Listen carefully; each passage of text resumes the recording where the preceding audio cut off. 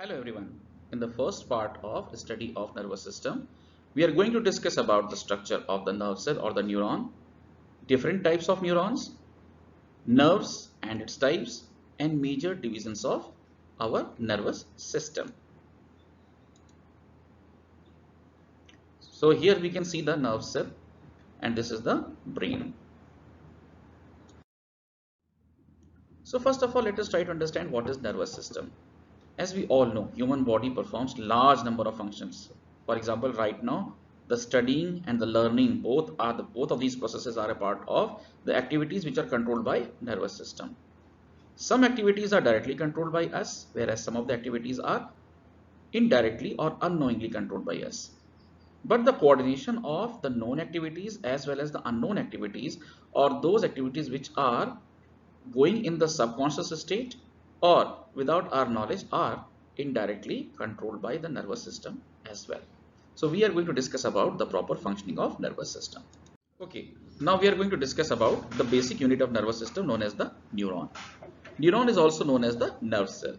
It consists of three major regions: the cell body region, which is also known as the perikaryon or the cyton, the axis region, which is also known as the axon, and the terminal end known as the axon ending.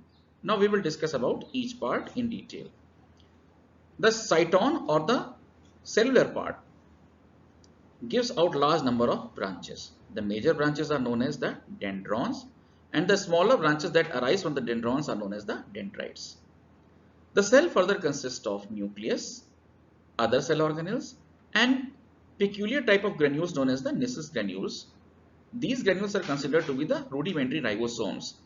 That means they do not have the function of protein synthesis. That is why any damage to the nervous system is permanent, because the cell cannot repair itself. If we look at the structure of axon, it is covered by a membrane known as neurolemma, layer of cells, which we will discuss in detail later.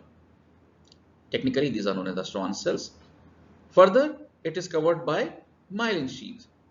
At some places, the myelin sheath is discontinuous, and this discontinuity is known as the node of Ranvier.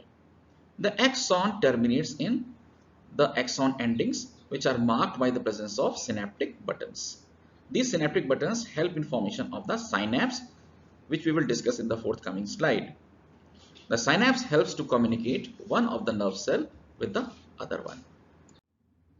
So this is the structure of synapse. Here this is one of the synaptic button, and it is communicating with the dendrite of the other one.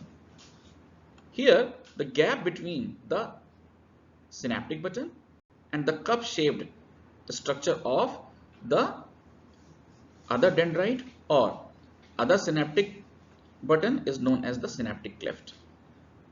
These purple colored structures are known as the neurotransmitters. Neurotransmitters can be epinephrine, norepinephrine, or acetylcholine. Now let us discuss about the types of neurons. There are three types of neurons. First one, sensory neurons. Thereafter, motor neurons and interneurons. Interneurons are also known as the association neurons. Sensory neurons are responsible for performing the sensory function. That means they conduct the impulses towards the cell body, whereas the motor neurons conduct the impulses from the cell body to the dendrites. Now, there is a big confusion related to the nerves and the neurons. Remember, neurons form the nerves. Therefore, you should not be confused about that. So basically, the nerve is defined as the bundle of axon of separate neurons. These nerve fibers are enclosed in a tubular sheath. Very much like the sensory, association and motor neurons, here we have three types of nerves as well: sensory nerves, motor nerves and mixed nerves. Sensory nerves consist of only sensory fibers. They carry impulses from sensory organ to the brain or the spinal cord, for example the optic nerve. Motor nerves consist of only motor fibers. They carry impulses from a spinal cord or the brain to the effector organ, for example the nerve supplying to the rectus muscles. What are rectus muscles? Rectus muscles are the muscles which control the movement of our eyeball. Then we have mixed type of nerves. These are bidirectional in nature. That means they can conduct the impulses from sensory organ to the central nervous system and from central nervous system to the sensory organs. The spinal nerves are the biggest examples of the mixed nerves. Now we will discuss about the nervous system. Before going to the major details of the nervous system, let us try to familiarize ourselves with the major divisions of nervous system. Nervous system is divided into two major regions known as the central nervous system and the peripheral nervous system. Central nervous system consists of the brain and the spinal cord, whereas peripheral nervous system consists of somatic nervous system and autonomic nervous system. Peripheral nervous system is made up of the nerves arising from the brain and the spinal cord. If we discuss about the autonomic nervous system, it is further subdivided into sympathetic nervous system and parasympathetic nervous system.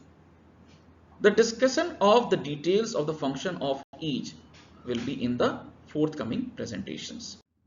With this, we come to the end of this presentation. If you have any doubts or questions, you can ask. Have a nice day.